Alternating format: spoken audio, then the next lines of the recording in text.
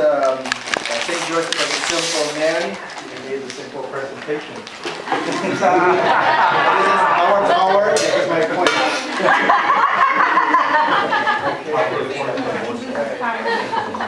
And you ready to be a laser? So we'll give you some basic info. Who is St. Joseph? We have 3 statues here. It's got St. Joseph in it, and we'll explain that as we go along. In Scripture, you see that St. Joseph is mentioned how many times? In Matthew, 9 times. In Luke, 5 times.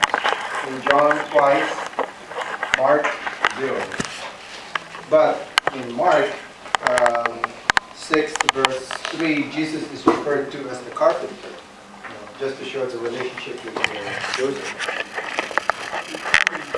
Now, if you go to the I have a bilingual Bible, so in Matthew it comes 18 times, in Luke it's 10 times, in John it's 4 times. We'll start with the genealogy. In Matthew, Joseph is indicated his father was Jacob, but in Luke, Joseph was the son of Kelly. Yeah.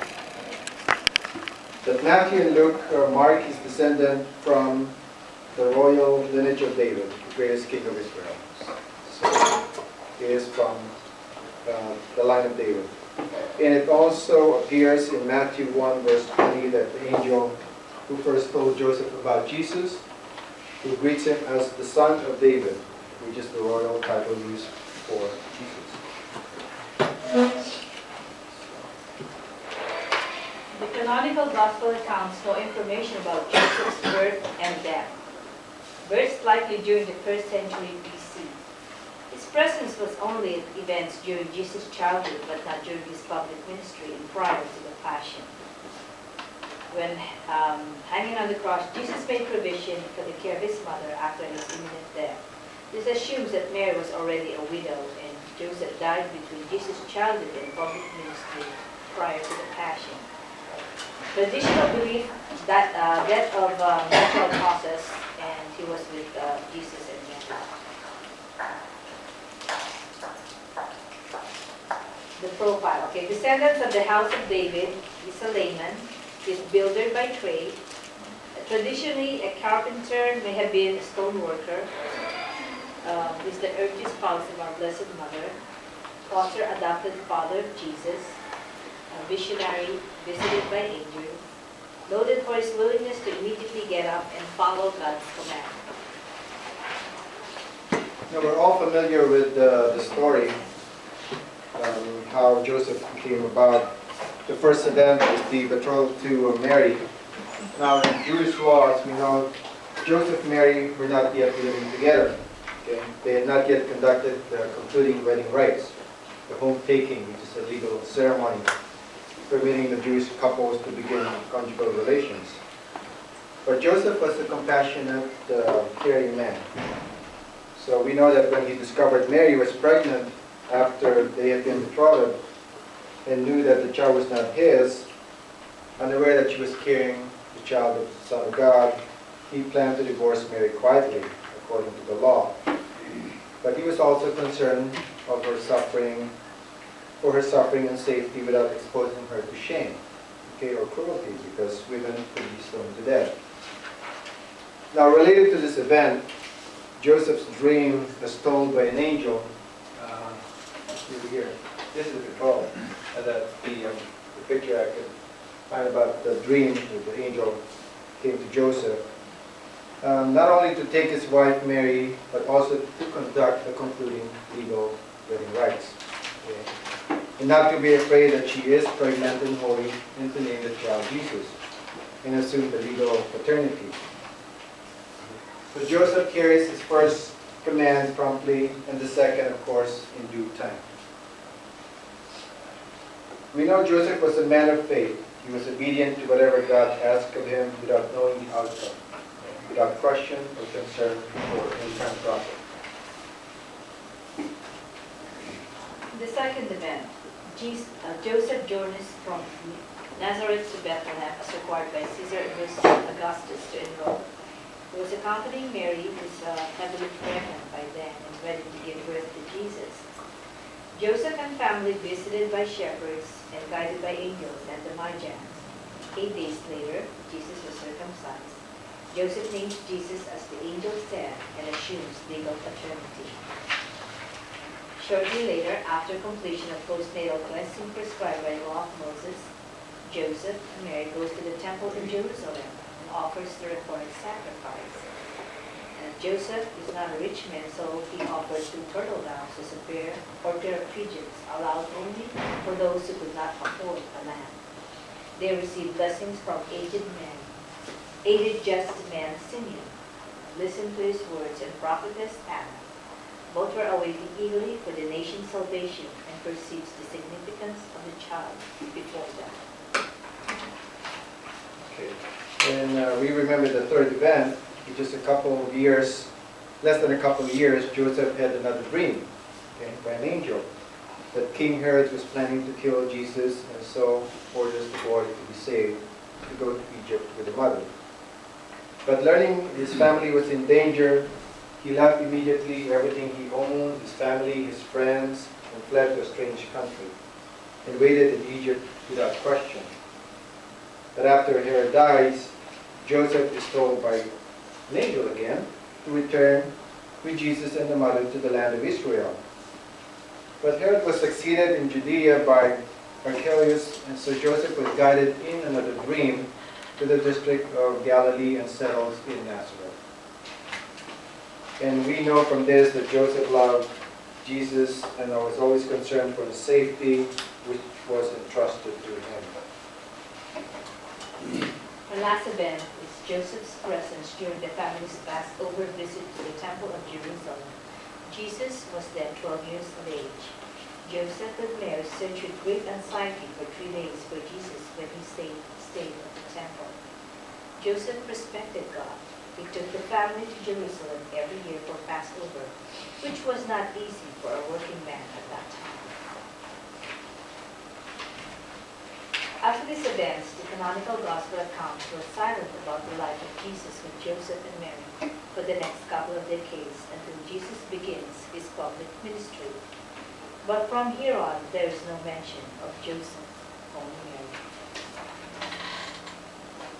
Here's some anecdotes, some fictitious or doubtful authenticity that elaborates the canonical gospel accounts. That Jesus was working side by side with Joseph in his carpentry shop at Nazareth. 2nd century tradition in the Eastern Orthodoxy that Joseph was a widower with children from first marriage. So the stepbrothers and stepsisters of Jesus, okay, which the Gospel was describing that Jesus was being the brother of James, Joseph, Judas, and Simon, and the sisters, which were not mentioned by name. Roman Catholic tradition, of course, was unclear about the explanation of the brothers and sisters as being the cousins of Jesus. But we do affirmly, strongly believe that Joseph remained celibate while married to Mary. It's very interesting that half of the entire history of the Church, it was always common for the newly elected Pope to retain his baptismal name. By the 16th century, the custom ended. Pope Benedict XVI was baptized Joseph, okay? And he would have been the first Joseph I, if he followed the custom. But for the next more than 20 centuries of papal history, there is no Pope Joseph. Maybe this is the first one.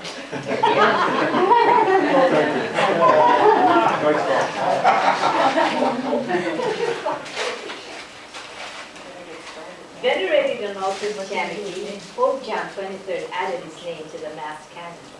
Although some traditional Catholic groups rejected the addition, 1962 Missal included this change.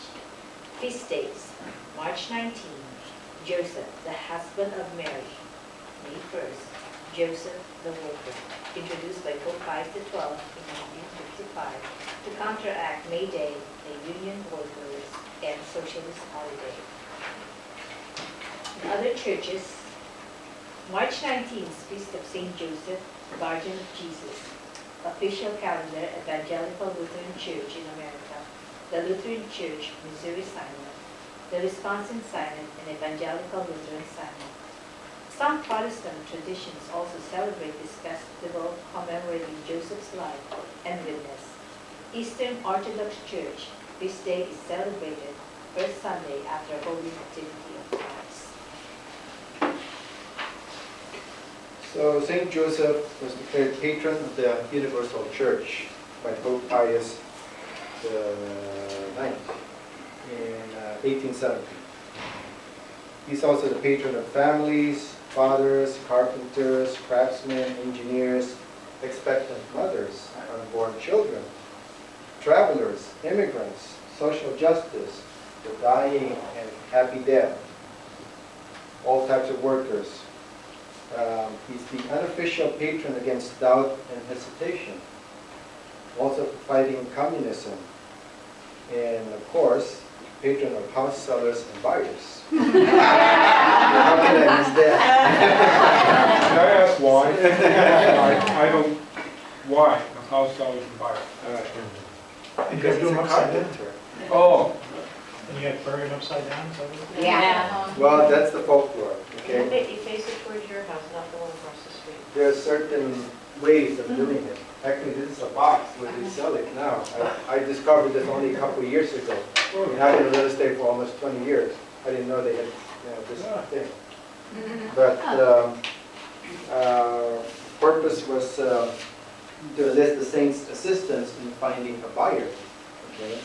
Some of them would bury the statue upside down, which I could never do. I did bury him, but right head up, or with a plastic, of course. But never upside down. I couldn't do that to St. Joseph. And then the statue would be removed once the house sells, so to eliminate further, selling of the same property. Other times they would leave the statue just for protection. Is that true? What? Somebody asked if Does it it works. work? Does it Does it work? work? I don't know about that Sometimes because it does. Depends on how the market is. Yeah, there you go. There are some agents who really go by that. It doesn't work with the marriage. yeah. If that doesn't work, could it Step up. Call that Catholic a feng shui.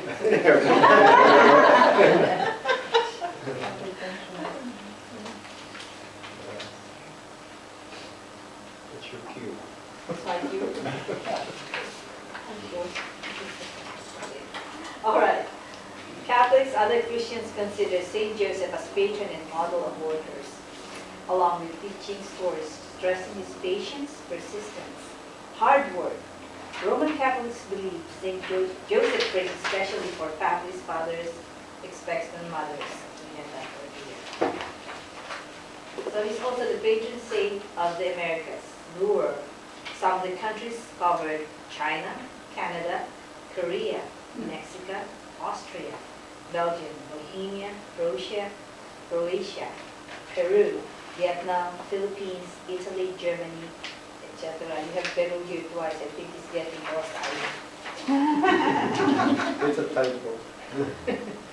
What are the Hey, institutions? that's my... Oh, that's I'm sorry. One of the institutions in the 19th century, the Josephite Fathers of the Roman Catholic Church, created under the patronage of Joseph, who worked with the poor. And the first Josephites in America redevoted part of the order to the ministry with the newly emancipated Afro-Americans. Now we know that a lot of churches, schools, universities, hospitals, monasteries were dedicated to St. Joseph, mostly in Lebanon, actually. Some cities and towns was also named after him. There's one interesting here that I found. St. Joseph Oratory. It's a Roman Catholic oratory basilica in Montreal, Canada. Everyone's been there. One of the largest church in Canada. It's got the largest dome in the world after St. Peter's Basilica in Rome. But many miracles have occurred And there's a lot of spontaneous healing, just like in Lourdes, France. In art, Saint Joseph is shown with a beard, a Jewish costume. So he's on a level like me? Can't see him over He here. can also be represented as an old man carrying the infant Jesus. He also carries Bible, cross, chalice, monstrance, branch, lily, lamp, carpenter square, tools, hand tools, ladder, plane, rod, square.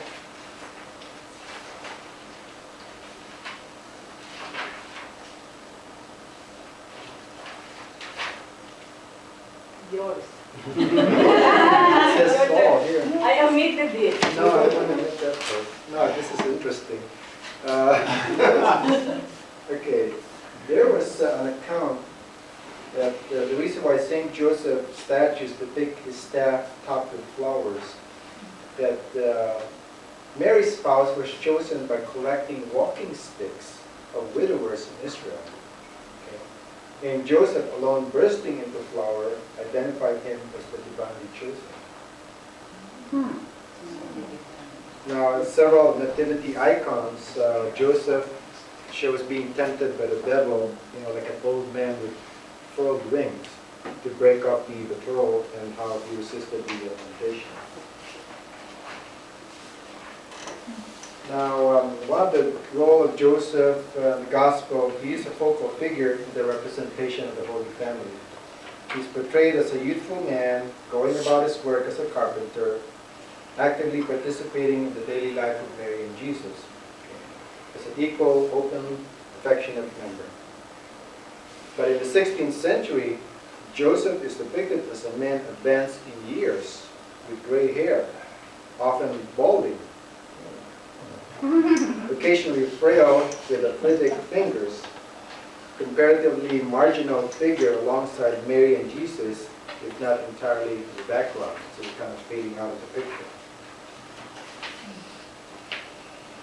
Saint Joseph is a man of great spirit. He is great in faith, not because he speaks his own words, but above all because he listens to the words of the living God. He listens in silence, and his heart ceaselessly perseveres in the readiness to accept the truth contained in the word of the living God. And this other part.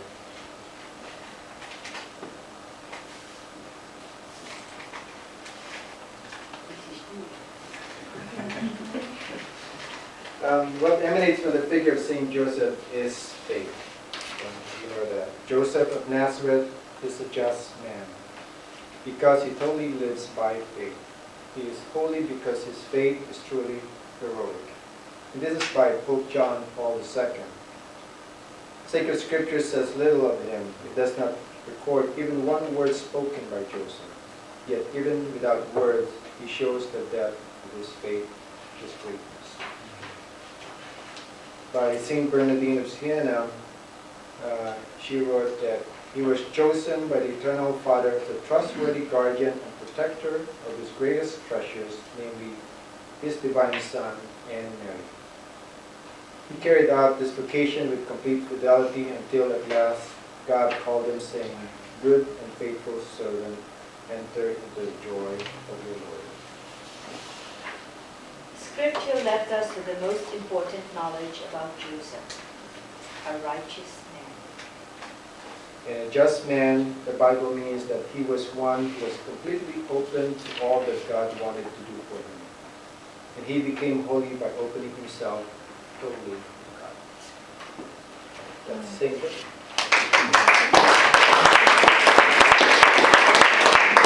This is my patron saint.